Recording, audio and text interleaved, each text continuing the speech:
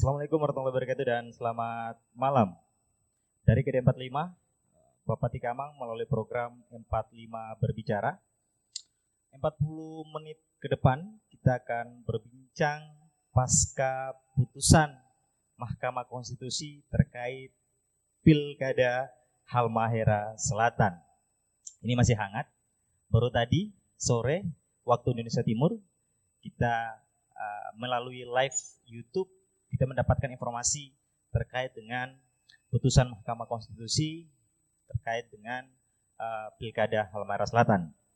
Nah, 40 menit ke depan saya Maulana Petrasah akan berbincang santai dengan narasumber yang sudah hadir bersama saya. Kita akan berbincang soal pasca putusan dan bagaimana sebenarnya argumentasi hukum dalam eksepsi dan bagaimana prosesnya dalam persidangan. Mungkin publik juga ingin tahu.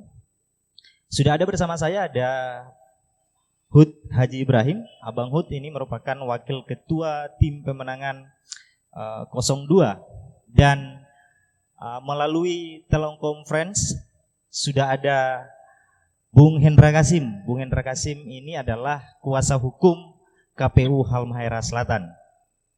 Apa kabar Bung Hendra? Baik Bang. Oke, siap. Bang Hud, apa kabar?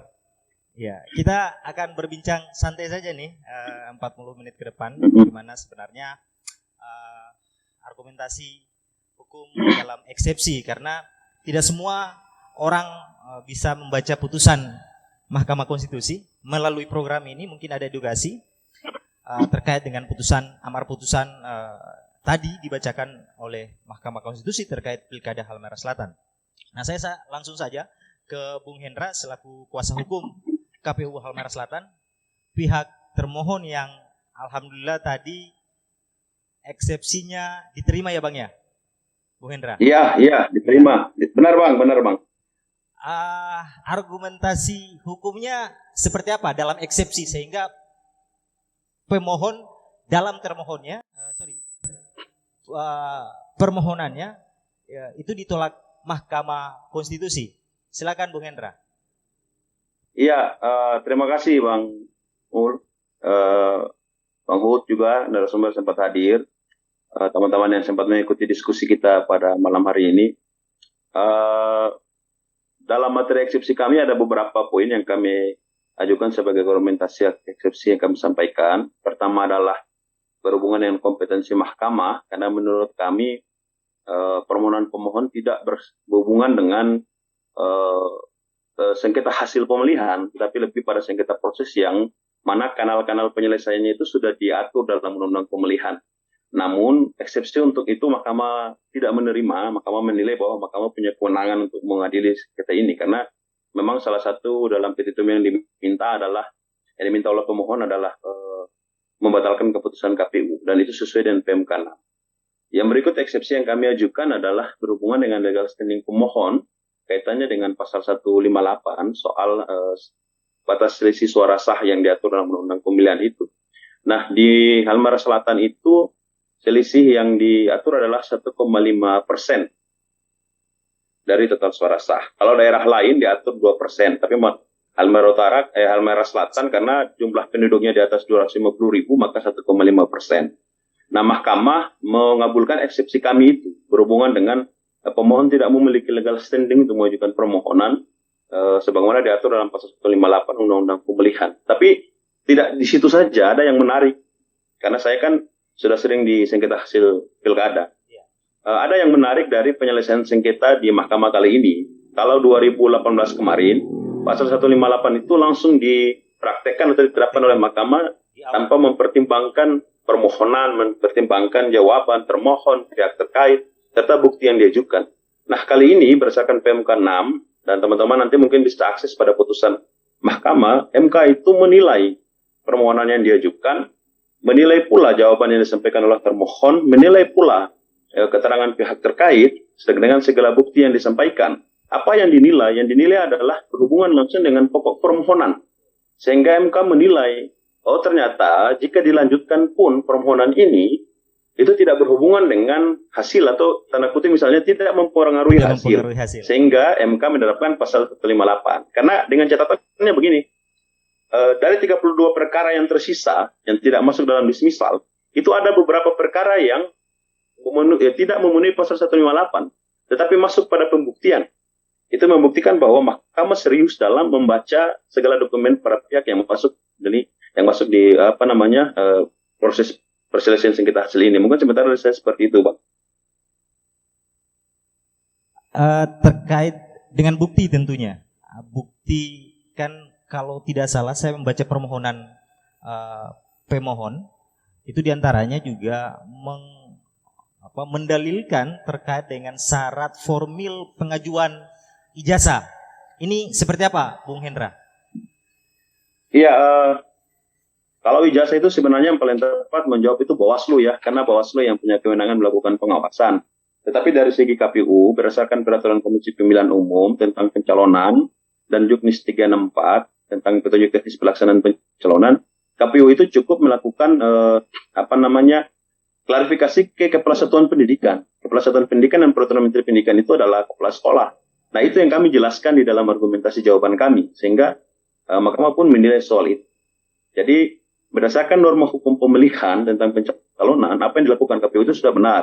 Tapi kalau ingin lebih dalam, menurut saya lebih bagus dijelaskan oleh Bawaslu, karena Bawaslu yang memiliki kewenangan untuk mengawasi tahapan soal itu. Dari pihak pemohon, hal tersebut dilampirkan menjadi alat bukti atau tidak, Bung Hendra? Iya. Dalam proses persidangan. Kalau pemohon atau termohon nih? Iya, pemohon. Pemohon mungkin mereka lampirkan juga alat buktinya, tapi kan termohon dalam semua jawaban itu, KPU dalam semua jawaban itu menjawab seluruh dalil permohonan. Dalam jawabannya juga, termohon atau KPU setiap dalil yang diajukan melampirkan bukti. Gitu. Baik, mungkin gitu, Bang. Bung Hendra, tahan dulu. Kita ada Bang Hud juga. Bagaimana Bang Hud? Prosesnya kan begitu panjang dan alhamdulillah tadi berakhir melalui putusan Mahkamah Konstitusi. Saya minta tanggapannya. Iya, terima kasih. Assalamualaikum warahmatullahi wabarakatuh. Selamat malam, Bung Hendra. Selamat malam. Assalamualaikum. Cukup lega ya. Alhamdulillah kita hampir kurang lebih 3 bulan terakhir ya, 4 bulan terakhir ini tegang dan berpacu dengan aktivitas proses, mulai dari proses pendaftaran sampai kampanye bahkan pada hari pemilihan. Dan proses politik itu sudah berjalan, alhamdulillah selesai, dan paslon nomor 2 Pak Usman dan Basan terpilih dalam ketetapan KPU berdasarkan hasil rekapitulasi pleno KPU. Dan ini juga proses ini kemudian ditindaklanjuti dalam proses lanjutan di Mahkamah Konstitusi. Proses Mahkamah Konstitusi ini juga memakan waktu cukup panjang ya, 1 bulan kurang lebih, dan alhamdulillah hari ini kita sudah punya putusan sela istilahnya atau dismisal itu, yang kemudian Halmahera Selatan juga menjadi bagian yang tidak dapat dilanjutkan proses lanjutannya. Dan syukur sebagai tim paslon nomor 2 mengucapkan rasa syukur yang sebesar-besarnya, terutama pendukung juga dan seluruh masyarakat Halmahera Selatan. Sebetulnya kita hari ini menjadi momentum yang cukup baik, bahwa semua proses politik sudah selesai dan proses hukum juga selesai. Kita sudah punya pemimpin baru, bupati baru yang terpilih, dan insya Allah nanti proses selanjutannya nanti ditetapkan calon terpilih bupati dan wakil bupati terpilih oleh KPU pasca putusan Mahkamah Konstitusi, mungkin beberapa hari lagi ya. Insya Allah ini secepatnya KPU bisa melakukan penetapan calon terpilih paslon Pak Usman Sidik dan Hasan Subah. Selanjutnya nanti ada proses lebih lanjut ke pemerintah daerah dan DPRD, dan lanjut ke proses pengajuan pelantikan ke Depdagri lewat gubernur. Seperti itu. Ya, ini kan tentunya kalau sebagai wakil tim pemenangan tentunya juga turut serta dalam membangun argumentasi eksepsi sebagai pihak terkait, kalau nggak salah ya.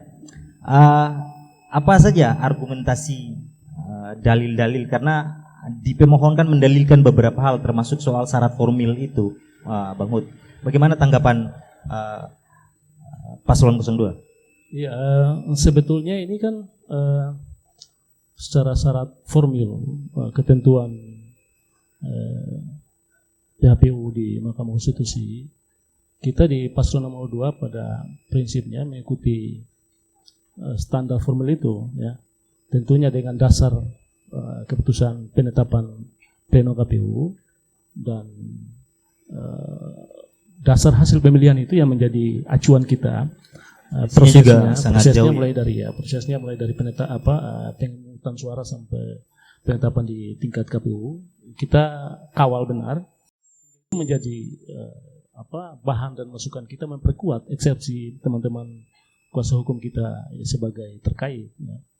Tentunya dengan apa yang disampaikan Pak Hendra, Bang Hendra tadi, itu menjadi syarat formil yang menjadi kekuatan kita, ya, acuan kita, sehingga kami yakin sebetulnya sejak awal proses itu dibawa ke ranah hukum ke Mahkamah Konstitusi, kita yakin lah ini pasti ditolak karena syarat formil tadi di Undang-Undang Nomor 10 2016 soal pasal 158 tadi di ayat 2 itu, yang mana batasnya antara 0,5 sampai 2%, kita di posisi 1,5%.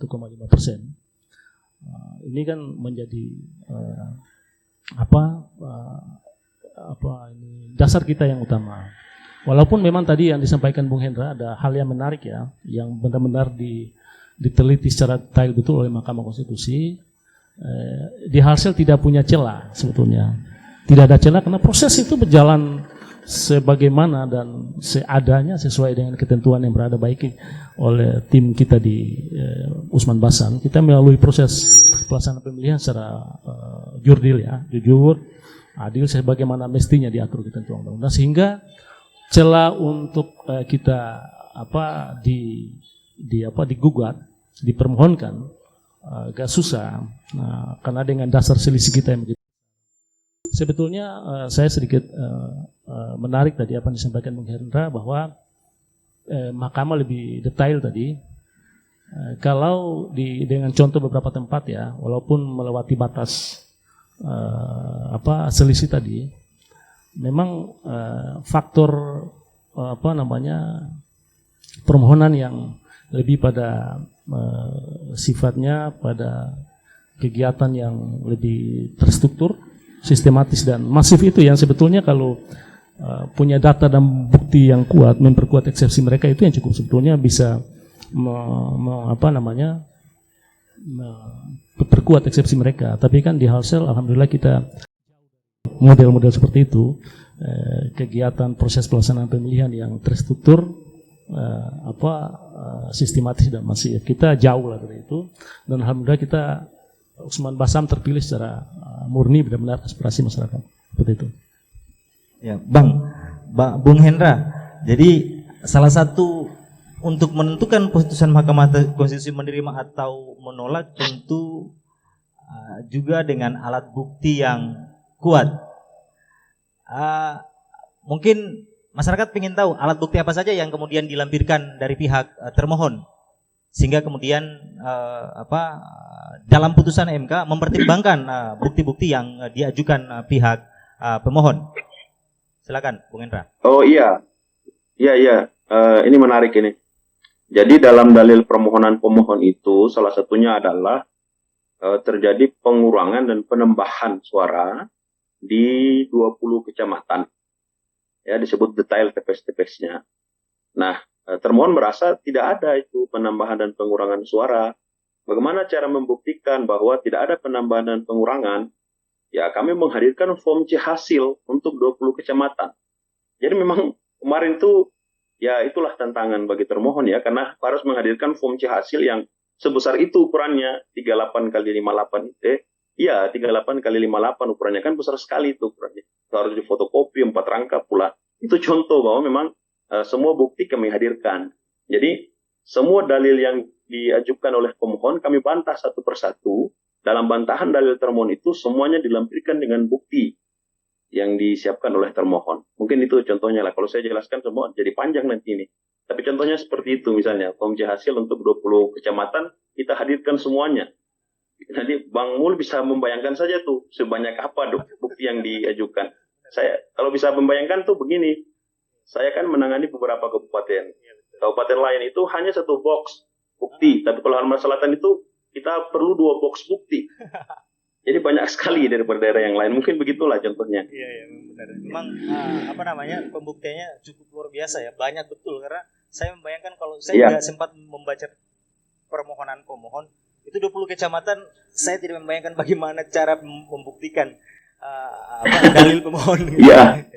Jadi memang pemirsa yang ada di rumah itu tadi yang sudah disampaikan. Mungkin terakhir Bung Hendra,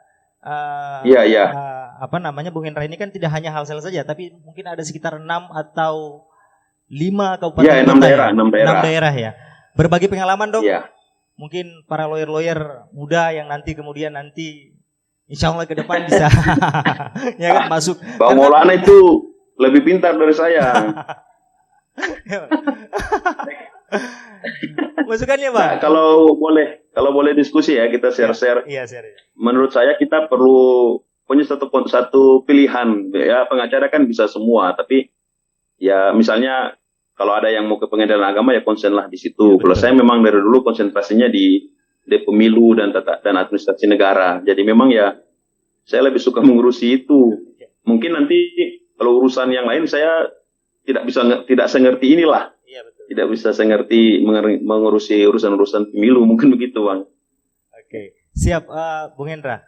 Mungkin itu saja, Bung Hendra. Terima kasih waktunya. Ya, terima kasih. Ada yang mau disampaikan lagi sebelum? Ya, cukup.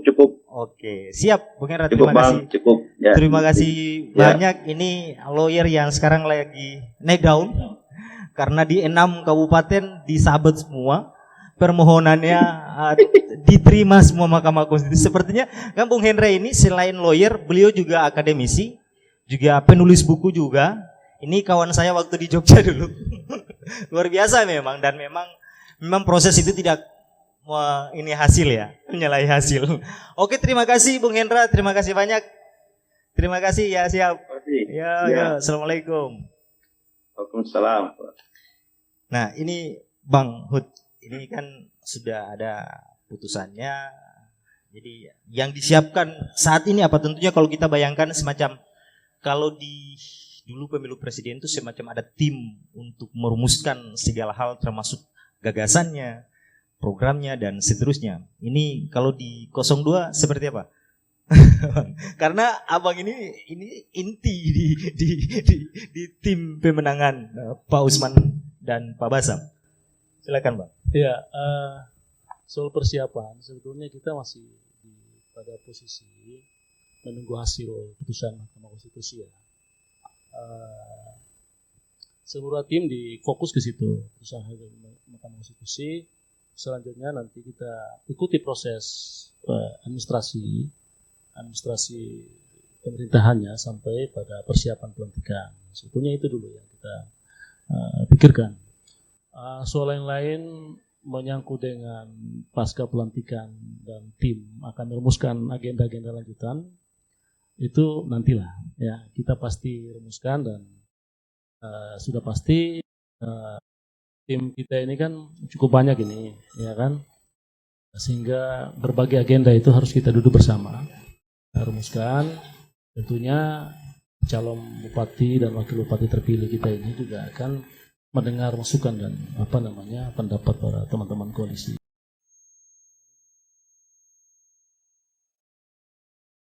Juga termasuk 100 hari kerja, ya.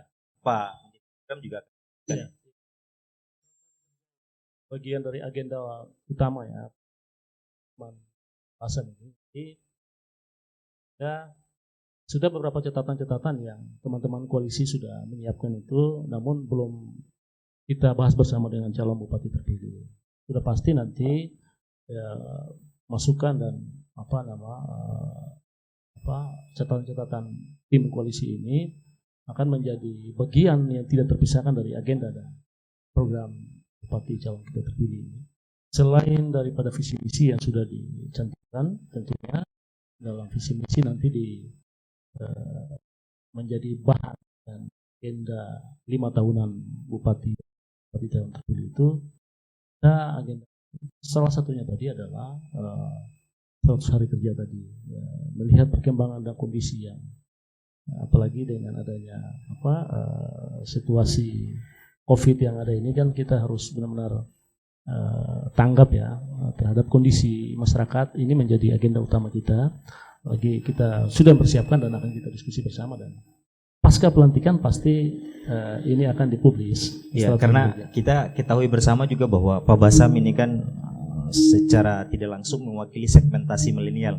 Mungkin publik milenial juga ingin tahu nih program-program apa gitu yang akan dirancang khusus mengakomodir kelompok milenial yang berkutat dalam dunia kreativitas dan dunia digital mungkin ya. Nah, ini kita kan tahu bahwa pilkada ini banyak meninggalkan residu, banyak meninggalkan sisa-sisa, bahkan blocking, pembelahan itu terjadi. Mungkin bisa karena ketika pasca putusan MK ini kan dampaknya otomatis kita tinggal menunggu penetapan Pak Usman dan Pak Basam menjadi bupati dan wakil bupati. Dan tentunya bupati dan wakil bupati bukan hanya sekelompok saja, tapi memang seluruh masyarakat Halmahera Selatan. Bagaimana harapannya, Bang? Ya, hari ini putusan Mahkamah Konstitusi dan beberapa waktu kemudian ini nanti oleh KPU, kita Halmahera Selatan bukan lagi berada di masyarakat Halmahera Selatan bukan lagi terbelah dari sebagian menjadi kubu Usman Basam atau kubu Hello ya. Pasca putusan hari ini dan nanti penetapan secara formalnya oleh teman-teman KPU, itu kita punya pemimpin baru, pemimpin seluruh masyarakat Halmahera Selatan. Oleh karena itu memang harapan kita sudah kita tinggalkan lah, ini sudah selesai, kita close seluruh proses politik pemilu kemarin ya. Kemudian dibawa ke ranah hukum, dan putusan hukum itu berkekuatan hukum tetap dan mengikat seluruh warga masyarakat. Jadi mari kita sambut ya pemimpin baru kita sambil menunggu proses-proses yang menjadi kewenangan pihak yang lebih berkewenangan, dalam hal ini KPU sampai ke pemerintah pusat. Oke, terima kasih Bang Hud. Mungkin terakhir apa yang ingin disampaikan untuk publik Halmahera Selatan terkait dengan kemenangan ini, kebahagiaan bersama masyarakat Halmahera Selatan. Silakan Bang. Ya, tadi ya saya ulang lagi, kita punya pemimpin baru hari ini. Kita tinggalkan semua proses politik yang kemarin sempat kita terpecah belah.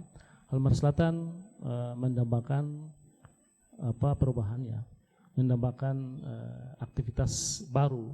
Kita tinggalkan semua aktivitas-aktivitas yang lain yang mempengaruhi aktivitas rutinitas kita. Yang maksud saya adalah aktivitas politik yang tadi, sehingga di pojok-pojok di sana sini kita bahas ini, karena itu yang memicu pembelahan-pembelahan yang terjadi. Jadi harapan saya, kita semua masyarakat Halmahera Selatan, mari kita sambut pemimpin baru kita ini mulai hari ini sampai nanti penetapan calon terpilih oleh KPU dan sampai pelantikan. Mari sudahlah kita lepas semua kepentingan dan semua hal-hal yang merugikan kita bersama. Mari sama-sama kita bangun Halmahera Selatan yang tercinta ini. Terima kasih. Terima kasih Bang Hud, Wakil Ketua Tim Pemenangan pasangan nomor urut 02. Nah, itu tadi berbincang santai kita dengan Bung Hendra Kasim selaku kuasa hukum KPU Halmahera Selatan, juga Bang Hud sebagai Wakil Ketua Tim Pemenangan pasangan nomor urut 2 yang alhamdulillah tadi putusan MK menolak permohonan dari pemohon. Dengan demikian kita tinggal menunggu penetapan hasil sekaligus penetapan bupati dan calon bupati dan wakil bupati Halmahera Selatan. Sehingga apa yang disampaikan tadi bahwa kemarin ada pembelahan, ada intrik sana, intrik sini, itu selesai sudah pasca putusan. Ayo kita tatap ke depan dengan pimpinan baru, dengan pemerintahan yang baru, dengan perubahan-perubahan yang nantinya kita akan tagih. Karena banyak sekali visi, banyak sekali janji, kita akan tagih di kemudian hari. Kita akan berbincang bersama apa-apa saja yang akan menjadi pemerintahan 5 tahun ke depan. Insya Allah kita nanti buat di sini, Bang, bagaimana pandangan anak muda soal pemerintahan baru selama 5 tahun. Artinya juga pemimpin baru bisa lebih menerima masukan sejak awal, dan harapan kami mungkin Pak Usman bisa speed politik di sini, begitu. Kita bisa sharing bersama pemimpin baru, karena ini juga langkah baru bagi Pak Usman dan Pak Basam. Terima kasih Bang Hud sudah mampir kemari di KD 45. Tunggu apa yang konsep dan 100 hari kerja. Insya Allah mungkin Pak Usman dan Pak Basam akan langsung sampaikan 100 hari kerja apa saja yang akan nanti dikerjakan dalam program-program 5 tahun ke depan. Demikian 45 berbicara Bapak Tikamang. Assalamualaikum warahmatullahi wabarakatuh dan selamat malam. Terima kasih Bang.